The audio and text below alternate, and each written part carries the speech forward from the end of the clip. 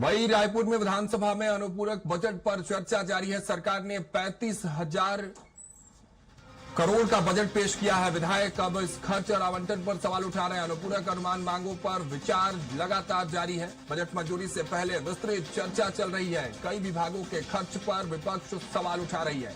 अनुपूरक बजट पर विधायकों का रुख अहम होने वाला है। तो देखिए, अनुपूरक बजट पर लगातार चर्चा जारी। आज तीसरा दिन है विधानसभा सत्र का, शीतकालीन सत्र का तीसरा दिन, और तीसरे दिन जो अनुपूरक बजट पर जब चर्चा की शुरुआत हुई तो इस चर्चा को लेकर विपक्ष की तरफ से साफ तौर पर फिर से नाराजगी जाहिर की गई। अनुपूरक अनुमान मांगों पर लगातार विचार तो जारी है, लेकिन विपक्ष लगातार सरकार पर इस खर्च को लेकर, इस बजट को लेकर सवाल भी उठाते आज सदन में नजर आई।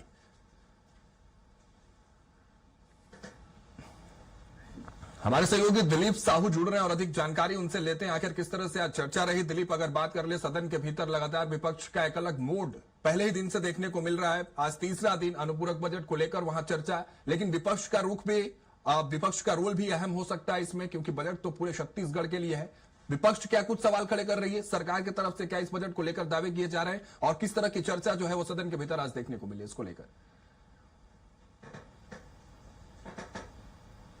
बता दें कि छत्तीसगढ़ के इतिहास में पहली बार 35,000 करोड़ रुपए का अनुपूरक बजट प्रस्तुत किया गया है।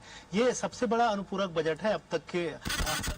4,000, 5,000, 10,000 करोड़ तक के अनुपूरक बजट आते हैं। देखा जा रहा है इसको लेकर सत्ता पक्ष की ओर से जिस तरह से शुरुआत की गई, जिसमें अजय चंद्राकर ने कहा कि यह राजस्व बढ़ाने वाला बजट है, और लगातार जिस तरह से सरकार ने विभिन्न मदों को लेकर अलग अलग प्रावधान किए हैं, तो पूरे प्रदेश भर में जो विकास कार्य है, विकास योजनाएं हैं, उससे गति आएंगी। इंफ्रास्ट्रक्चर के क्षेत्र में भी काफी प्रावधान किए गए। इस बजट को पूरी तरह सराहा है उन्होंने। निश्चित तौर पे आने वाले समय जिस तरह से एक रूपरेखा तय की गई थी, मूल बजट में जो चीजें रखी गई थी, वो चीजें जो पूरी नहीं हो पाई है, उसको अनुपूरक बजट में फिर से रखकर उसे आगे बढ़ाया जा सकता है। जिस तरह से ये विकास को गति देने वाला अनुपूरक बजट कहा गया है। वहीं कांग्रेस की ओर से अलग अलग जो विधायक है, जो कटाक्ष कर रहे हैं, राघवन सिंह ने बजट को सवाल करे थे कि जिस तरह से जिन जिन बिंदुओं के आधार पर जो मांगी गई थी उसके अनुरूप यह बजट नहीं है, इस तरह से उन्होंने इसको लेकर कहा। हालांकि सत्ता पक्ष की ओर से ही धर्मलाल कौशिक की बात करें या फिर धर्मजीत सिंह ने इस बजट को जो उन्होंने कहा कि उनके क्षेत्र में जो विकास के लिए जो मांगे उन्होंने रखी थी, चाहे कोरबा की बात करें या फिर मुंगेली या अलग अलग क्षेत्र, वहां के लिए अनुपूरक बजट में वित्त मंत्री ने उदारता दिखाते हुए एक अच्छी खासी धनराशि रखी है, जिसकी वजह से उनकी जो मांगे हैं वो पूरी हो रही है। साथ ही साथ जनता की जो विकास कार्यों के लिए, विकास मदों के लिए जो जो जरूरतें हैं वो लगातार पूरी हो रही है। इस अनुपूरक बजट के माध्यम से निश्चित तौर पर जो क्षेत्र है, इनके अलग अलग विधानसभा क्षेत्र जहां पर मूलभूत जरूरत की जो चीजें हैं उसमें गति आएगी, विकास कार्यों को गति देने वाला है बजट बताया। हालांकि विपक्ष लगातार तंज कस रही है और विपक्ष ये भी सवाल खड़ा कर रहे हैं कि जो सरकार की धनराशि लगातार जो कर्ज बढ़े हैं, इसको लेकर सवाल खड़ा किया है कि पिछले 2 साल में ही करीब 48,000 करोड़ रुपए की कर्ज सरकार ले चुकी है। इस तरह के आरोप विपक्ष की ओर से लगाया जा रहा है कि कहीं न कहीं वित्तीय अनियमितताएं हैं या आर्थिक रूप से जो चीजें प्रबंधन होना चाहिए, आर्थिक प्रबंधन में सरकार को फेलियर बताया है विपक्ष।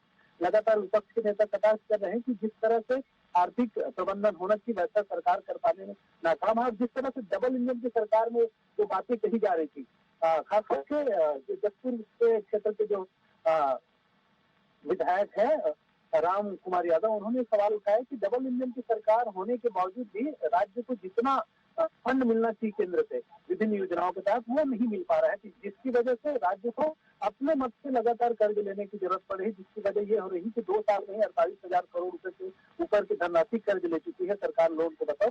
और निश्चित तौर पर इससे आर्थिक रूप से जो सरकार की स्थिति है वो गड़बड़ हुई है। हालांकि भाजपा सरकार की ओर से जिनके तमाम जो विधायक है, सत्ता पक्ष के विधायक है, उनका कहना है कि निश्चित तौर पे क्योंकि बजट का आकार लगातार बढ़ा है, इसमें जो लोन की राशि है उसकी तुलना में काफी कम है, और अभी भी जो तय किया गया है केंद्र सरकार की जो मानक है उनकी तुलना में जो लोन की राशि है अभी भी गुंजाइश बनी हुई है। तो कुल मिलाकर अनुपूरक बजट को लेकर सत्ता पक्ष और विपक्ष की ओर से अभी भी चर्चा का दौर जारी है।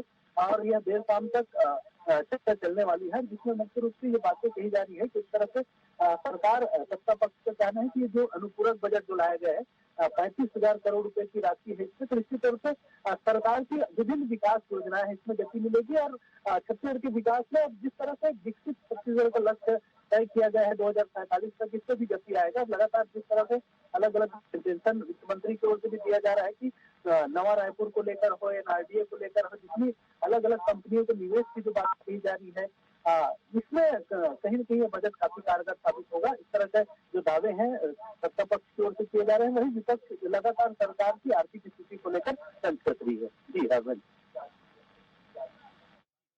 में आगे और विपक्ष का रुख किस तरह से देखने को मिलता है, लेकिन ये बजट अपने आप में ऐतिहासिक, जिस तरह से आप भी बता रहे हैं कि पहली बार इस तरह का बजट 35,000 करोड़ का बजट जो है छत्तीसगढ़ में देखने को मिल रहा है। हालांकि ऐतिहासिक जो नए आयाम है वो छत्तीसगढ़ रचते हुए नजर आ रही है। अब ध्यान पूरे इस चर्चे के ऊपर है, क्या कुछ रुख पक्ष और विपक्ष का दोनों का इस अनुपूरक बजट पर सामने आता है सदन के बाहर, ये भी देखने वाली बात होगी। फिलहाल के लिए बहुत बहुत शुक्रिया दिलीप हमारे साथ जुड़ने के लिए, इस खबर पर तमाम जानकारियों के साथ।